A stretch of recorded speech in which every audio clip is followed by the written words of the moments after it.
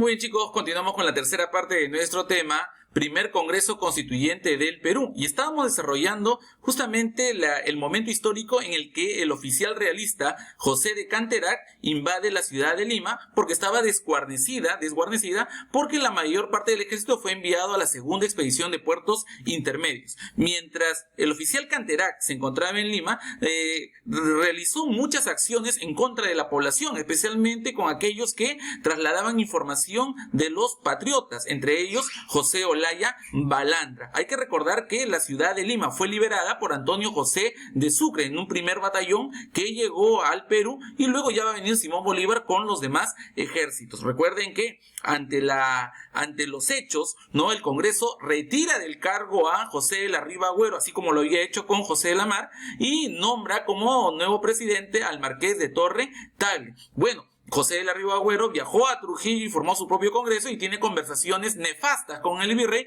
para retirar a las tropas gran colombianas que habían llegado con Sucre y Simón Bolívar. Tenemos acá justamente la imagen de el oficial César José de Canterac Orlig Donesán, ¿no?, nacido en Francia pero de educación española y luchaba a favor de la monarquía española. Bueno, pasamos a la siguiente diapositiva y vamos a hablar justamente de la acción heroica de uno de los mártires de la independencia del Perú. Estoy hablando de José Olaya Balandra. Mientras los criollos discutían entre ellos, dentro de los castillos del Callao y la capital, digamos, había un hombre que llevaba mensajes. Este era el pescador chorrillano José Olaya Balandra, quien arriesgaba su vida llevando estos mensajes. Bueno, las comunicaciones eran trasladadas, sin embargo fue sorprendido y fue sometido a los tormentos, es decir, a la tortura. Se le apaleó 200 veces, ¿no? Se le arrancaron las uñas, sus dedos fueron destrozados con la llave del fusil.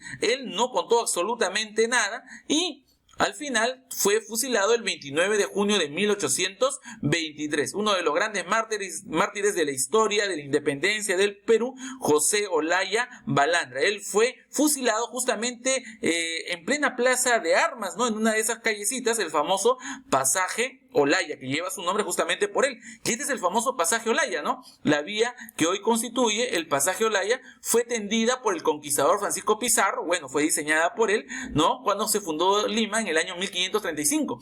Durante muchos tiempos, esta calle era conocida como la calle de los petateros o callejón de los petateros. ¿Por qué? Porque habían hombres que vendían esterillas y petates. Justamente aquí fue torturado y luego fusilado José Olaya. Actualmente lleva el nombre de pasaje Olaya en honor a su sacrificio. Muy bien, pasamos a la siguiente diapositiva y vamos a hablar ahora de la traición de Riva Agüero. Habíamos dicho que José de la Riva Agüero había viajado a Trujillo, formó su propio congreso porque no se hacía la idea, no aceptaba de que había sido destituido por el Congreso. Él quería seguir siendo presidente, ¿no? Vamos a leer la diapositiva. Con desconocimiento de sus más cercanos colaboradores, Riva Agüero inició negociaciones políticas y ambiguas y peligrosas con el virrey La Serna. La intención era justamente unirse Riva Agüero con el virrey La Serna para expulsar a las tropas gran colombianas que habían llegado con Sucre y Simón Bolívar. Nos hacemos la pregunta, ¿cómo entender que el presidente del Perú llamara a un príncipe, ¿no?, de la realeza para convertir su propia república en una monarquía? Este es un hecho de traición a la patria, por lo cual él fue sentenciado a morir fusilado. Sin embargo, no fue fusilado porque salvó la muerte debido a su amistad con Antonio Gutiérrez de la Fuente, quien lo liberó y huyó hacia Guayaquil. Justamente tenemos la imagen de José de la Riva Agüero y Sánchez Boquete, ¿no? Bueno, recuerden que Antonio Gutiérrez de la Fuente luego va a ocupar por momentos el cargo de presidente de la República y recuerden que Riva Agüero luego va a ser presidente de uno de los estados de la Confederación del Perú, del estado norperuano. ¿Y quién le dio el cargo? Su amigo Santa Cruz, el mismo que presionó al Congreso para nombrar a Riva Agüero como presidente. Hay amistades que duran y favores que se tienen que cumplir entre ellos que detentan el poder. Bueno, así sucedió la traición de Riva Agüero. Ahora, ¿qué significó la actitud de Riva Agüero? Miren ustedes, la acción de Ribagüero de sublevarse contra los patriotas y volverse realista no es una actitud propia de él, un comportamiento solo de él, sino de un gran grupo de aristócratas criollos de Lima que veían con mucho repudio, con mucho mal, ¿no?, que las tropas gran colombianas estuvieran aquí en el Perú y sobre todo que las clases medias tuvieran poder. La aristocracia criolla, descendiente de los primeros conquistadores españoles, no soportaba la idea de que la clase media, aquellos que no tenían títulos, no eran condes ni duques, ni marqueses, nada de eso, estén ocupando cargos importantes. Recuerden que en una república los cargos se ocupan por mérito y no por herencia.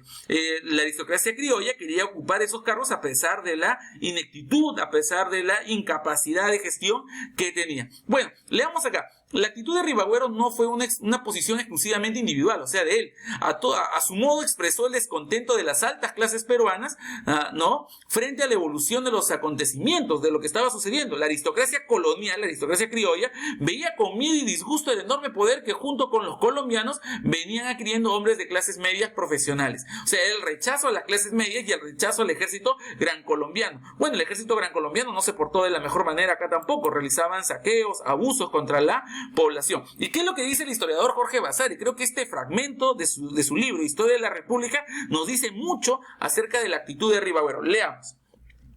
Sobre su capa de conspirador se había puesto la banda presidencial. Está hablando de Ribagüero, él era el conspirador, pero sin quitarse la aristocrática casaca de marqués. O sea, él llegó a ser presidente del Perú siendo todavía en el fondo de corazón realista. No era un patriota, solamente era una cuestión de las circunstancias lo que lo había llevado a ser patriota, porque él en verdad era un realista. Su espíritu de casta se conmovía ante una lucha que no resultaba fácil sino larga y cruenta, es decir, la lucha, que llevaba dentro de sí como persona, ser patriota o ser realista, y tras cuyo final vislumbrábase que predominarían, si no los extranjeros, en el mejor de los casos, nacionales indeseables. Jorge Vasari señala que en el Perú van a predominar, si no son los extranjeros, o sea, los gran colombianos, los chilenos, los argentinos, pero sobre todo los gran colombianos, en el mejor de los casos, nacionales indeseables como Ribagüero, que era un traidor, el mensaje que nos da Jorge Basadre Grockman, es que el Perú estaba gobernado por gente que no buscaba el desarrollo del país. Por un lado, estos aristócratas criollos que buscaban solamente mantenerse en el poder y querían preservar sus cargos, sus títulos de nobleza, y por otro lado los militares que se creían con el derecho a gobernar porque según ellos el Perú iba a obtener la independencia gracias a ellos. Es la situación que nos pone, Jorge Vasari en ese dilema de lo que sucedía en aquellos momentos. Bueno, pasamos ahora al gobierno de Torre Tagle. Torre Tagle fue nombrado presidente del Perú. Al abandonar Canterac la capital, Sucre devuelve el mando político al Congreso, cuando ya Canterac abandona Lima, quien nombra presidente de la República a José Bernardo de Tagle y Portocarrero, más conocido como el Marqués de Torre Tagle. Vendría a ser el segundo presidente peruano, pero a la vez el tercer presidente del Perú. El primero fue José Lamar, el segundo José de la Ribagüero y el tercero vendría a ser José Bernardo de Tagle, pero es el segundo presidente peruano. Su gobierno duró muy poco, desde el 17 de julio de 1823 hasta el 10 de febrero de 1824, un poquito más de 7 meses, en el poder, fecha en que el Congreso lo destituyó y le dio el mando con todos los poderes a Simón Bolívar. Por eso es que Torre Tagle también se molesta, porque él quería gobernar, sin embargo, el Congreso prefiere quitarle el cargo para dárselo a Simón Bolívar. Creo que había una lucha de intereses, muy clara, por mantenerse en el poder de estos aristócratas criollos como Ribagüero, Torre Tagle y, la envidia, el rencor, el rechazo a los extranjeros como Simón Bolívar. ¿Qué es lo que hizo Torre Tagle en el poder? Reinstaló el Congreso, que había sido disuelto por Ribagüero, promulgó la Constitución en 1823, que todavía no entró en vigencia, y se elabora la segunda bandera peruana. Ya se había elaborado, pero ahora se promulga durante su gobierno. Tenemos la imagen, justamente, José Bernardo de Tagle. Acá tenemos justamente la bandera, la primera reforma de la bandera en 1822 por el mismo Torre Tagle, ¿no? Dos franjas rojas en horizontal y al centro una franja blanca con un sol, ¿no? Radiante. La segunda reforma fue, prácticamente se invertía la bandera, se la invertía, ¿no? En líneas verticales, ¿no? Dos franjas rojas y una franja blanca al centro, también con el sol radiante. Bueno, y tenemos acá el famoso Palacio de Torre Tagle, que no viene a ser otra cosa que la casa, pues, de este marqués, el marqués de Torre Tagle, que actualmente es el Ministerio de Relaciones Exteriores desde el año 1920. Es una de las joyas coloniales que hay en el Perú. Recuerden que el Perú durante la época virreinal ha sufrido varios terremotos. Uno de los más graves fue el del año 1740, que se trajo abajo el 75% de las construcciones coloniales, ¿no? Y las otras son recientes. Una de estas obras construidas después de ese gran terremoto justamente es el Palacio de Torre Tagle, actualmente Ministerio de Relaciones Exteriores. Esta es su fachada, ¿no? Esos balcones, ya, muy bien. Y ahora tenemos fotografías del interior, ¿no? Los balcones interiores, las puertas, ¿no? Las ventanas hechas de madera, ¿no? Con muchos tallados, ¿no? Acá tenemos justamente la primera planta en esta fotografía, la segunda planta, los pasadizos y el comedor, ¿no? Muy bien. Chicos, ya hemos terminado. Hay que recordar un hecho, estos hechos importantes dentro de la historia del Perú, porque hay que tomar conciencia de que la historia del Perú nos muestra personajes indeseables, que luego van a ser presidentes de la República. Y si ustedes se preguntan por qué el Perú es un país subdesarrollado, justamente la respuesta está acá, porque los primeros presidentes que tuvo el Perú, o los primeros que ejercieron el poder, no solamente presidentes, sino también en el Congreso, de alcaldes, gobernadores, van a ser personajes que solamente buscan intereses personales o de grupo, intereses por hacerse ricos ellos, su familia, y de grupo porque su grupo social quería mantenerse en el poder, como es la aristocracia colonial, que digamos tenía una situación ambigua. Supuestamente eran patriotas, pero en el fondo eran realistas, como Ribagüero y Torre Tagle, que al final también Torre Tagle tiene conversaciones con el virrey. ¿Para qué? Para que las tropas patriotas de Sucre y Bolívar sean retiradas del Perú. O tal vez, como dicen algunos autores, Ribagüero y Torre Tagle querían la gloria para ellos. Sin embargo, los hechos demuestran todo lo contrario. Los dos fueron acusados de tener conversaciones con el virrey para eliminar la independencia y que el Perú siga siendo una colonia.